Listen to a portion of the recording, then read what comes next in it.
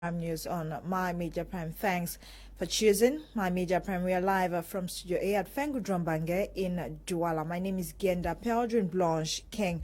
Business persons along major streets in Bamenda say with the poor states of road, they are subjected to cold and dusty mornings, appealing to competent authorities that be to look into the conditions of roads in Bamenda. Details with Charles Kebwa in the following report.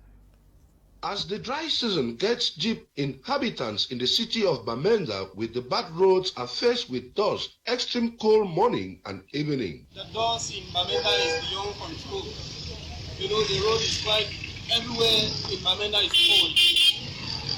We thought the mask was to protect coronavirus, but now actually it is saving us from the dust. I came to Bamenda a few days ago, but it is quite something that I cannot bear because of cold. No, the thing is actually giving us sickness that we cannot bear. It's actually beyond our control. Persons who do business along the major streets faced with dusty environment appeal something be done on the streets to prevent the dust which is unhealthy to them. Coupled with the burning of fire, they keep the body yesterday and the dust is just too much. There's no way you can cope without watching the dust. That's why you see my brother there. He's trying as much as he can put the water just to at least calm down the dust. I don't think if we don't do it like this, I don't think we'll be able to cope. People produce powder, no, we're not taking it. They need to try the water to know so even better. People process so when they work in one orange, the orange their hand doesn't also now so the rest. They only try inside make attack you every day. You know they even come every day. You don't attack you stop out your chocolate only dust all sides. You start easy. With hope, something is done on the issue of roads to prevent the dust, which is a critical issue within the city of Abakwa.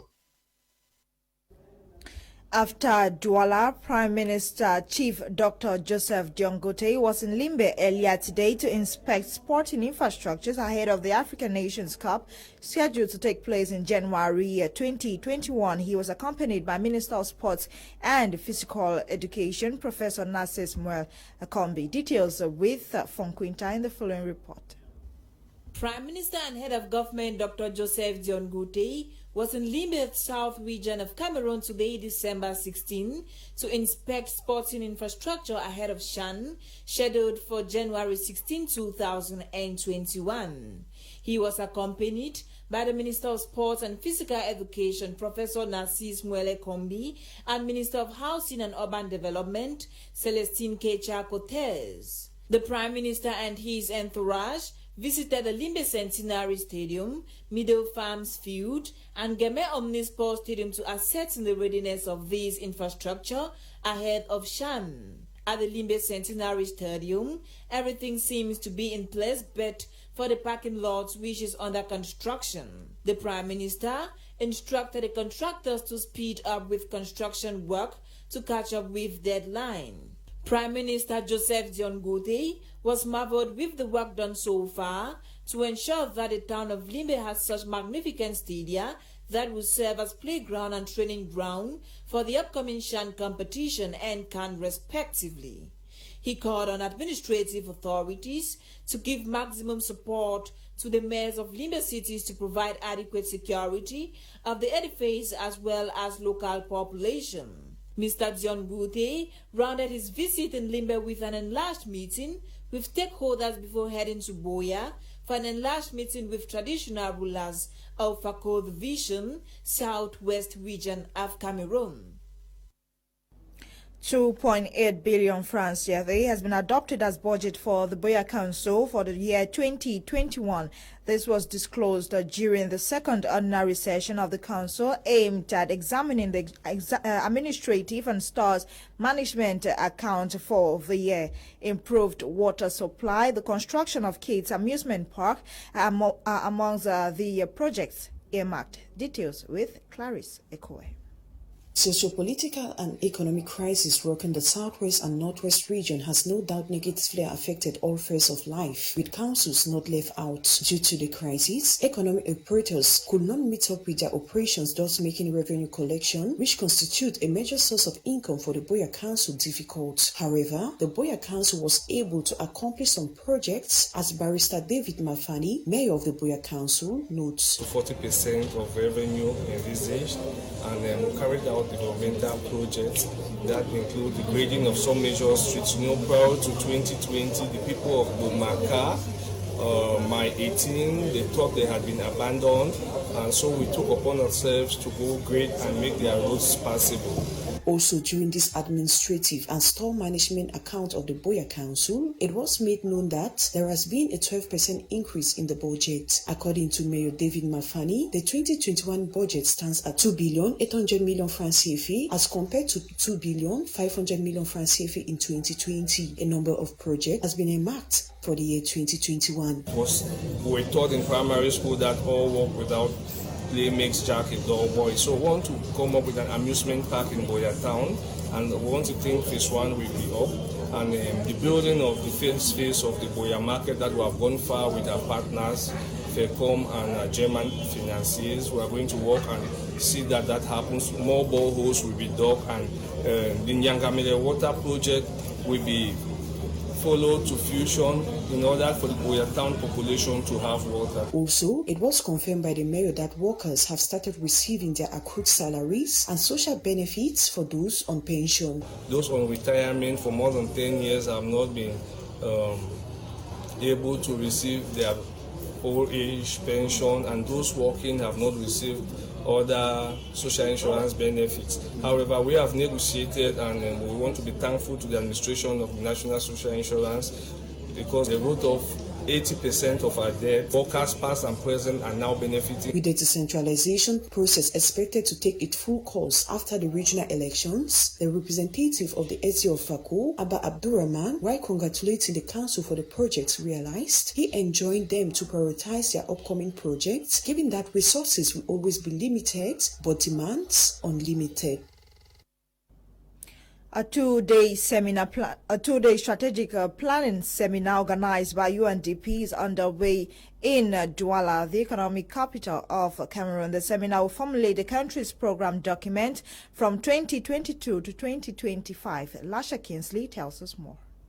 The United Nations Development Program, UNDP, is organizing a two-day workshop in Douala, Cameroon. The strategic planning workshop is to formulate the country's program document for 2022-2025. Cooperation is too strong, is well revamped, and we can do more. That is why we are here for this exercise.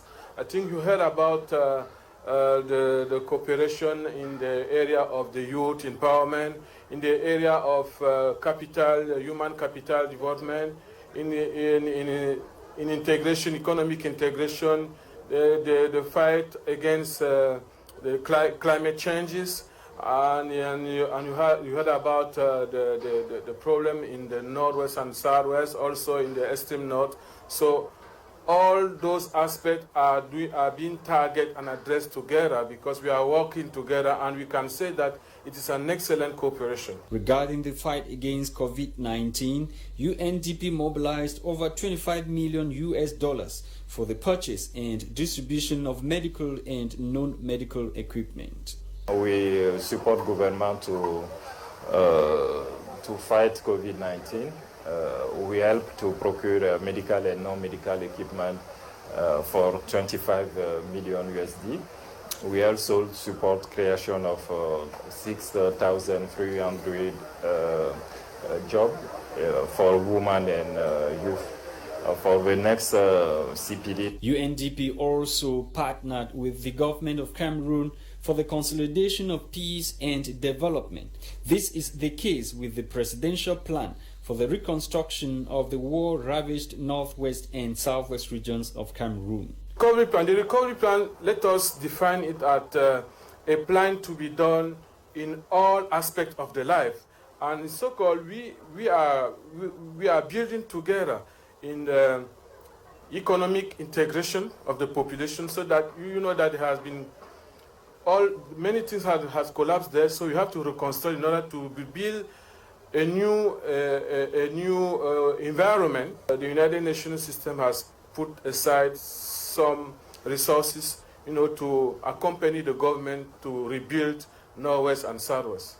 For the next phase of the program, UNDP will reinforce its strategic position vis-à-vis the government of Cameroon, other UN agencies, the private sector and the civil society to overcome the multiple challenges faced by Cameroon.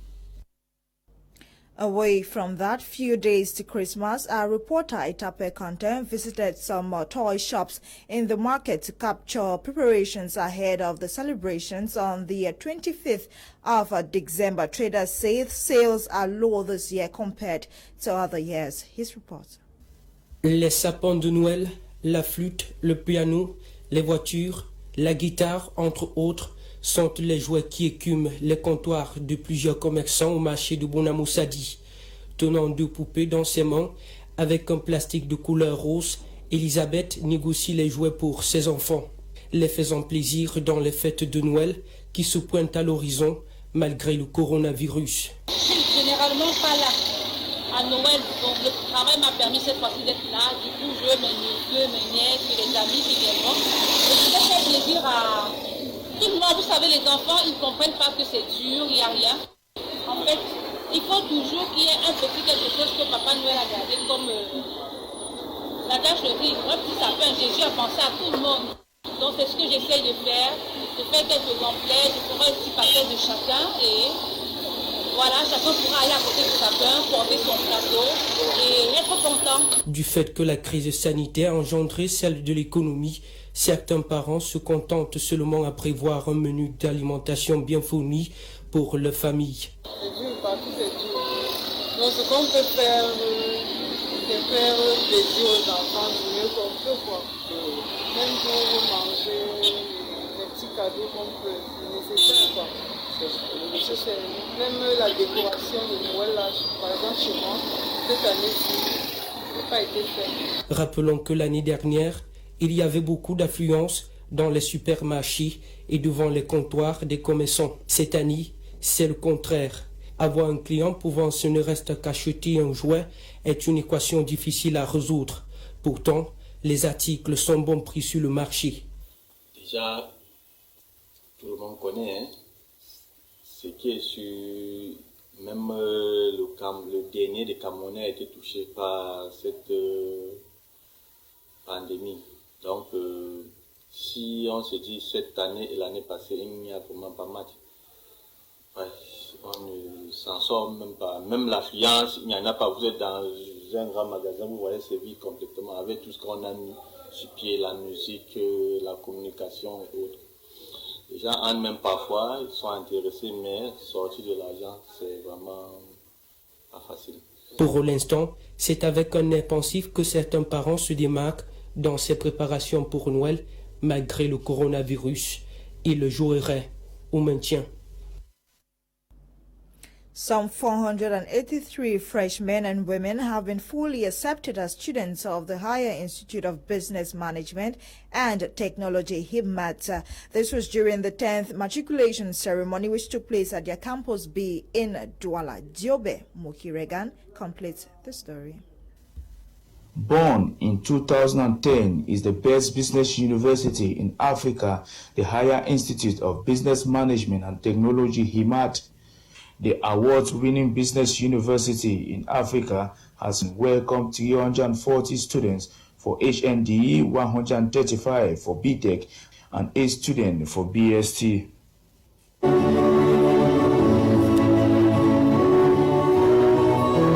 The matriculation ceremony that started with a holy mass dedicating the freshmen and women to God.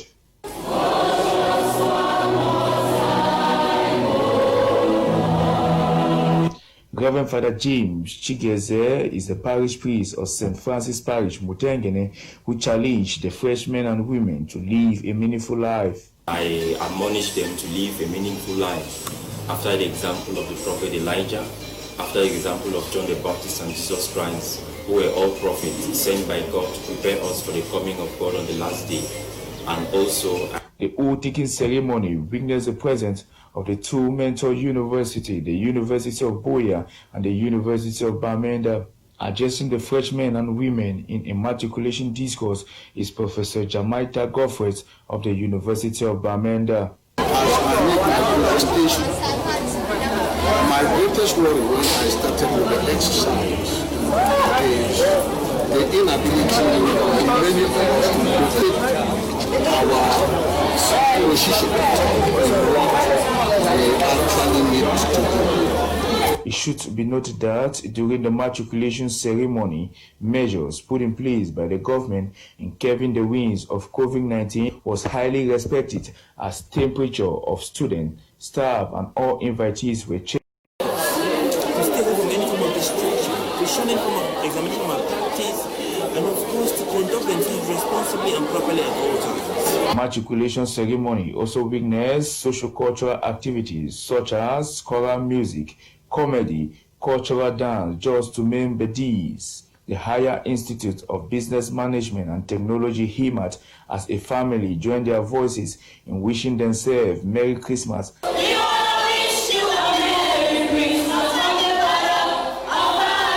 0.64 million individuals worldwide has become one of the dreaded diseases in human time. The Pfizer and BioNTech vaccine received emergency use authorization from the U.S. Food and Drug Administration on Friday, December 2020. And the first dose of this administration took place in the U.S. on Monday, 4th December 2020 in the New York City. This is to help in the fight against the pandemic that is troubling the world at this time. The vaccine was distributed in 150 hospitals across the country, estimated to receive millions of the vaccine. The United Kingdom is set to follow suit in the upcoming days. Scientists, health researchers and personnel say with the Pfizer vaccine to combat the pandemic, science is setting to win. Meanwhile, Australia cancels an order for 51 million doses of the COVID-19 vaccine after trial fails. According to the Australian government, the path to a successful vaccine remains difficult. The country is home to about 26 million people who are all vulnerable to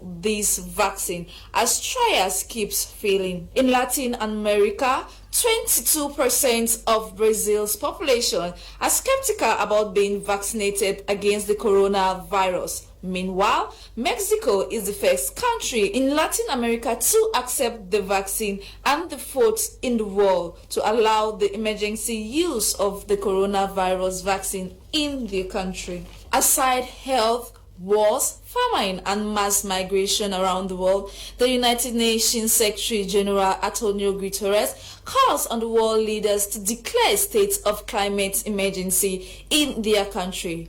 This is to avoid a catastrophic global warming. He warns that if work is not done by the global community to change the course of climate, the globe may experience an increase in temperature for more than 5.4 Fahrenheit this century. Lasha Kingsley coordinated the news produced by Ewane Elaine Olinga. My name is Genda Pelgin Blanche King. Thanks for staying with us. Join us tomorrow at 6:30, God willing, for another edition of Prime News on my Media Prime. Stay tuned. At 7 p.m., you'd have a special edition of Prime Hour with Kim Leonard. Enjoy, happy viewing, and good night.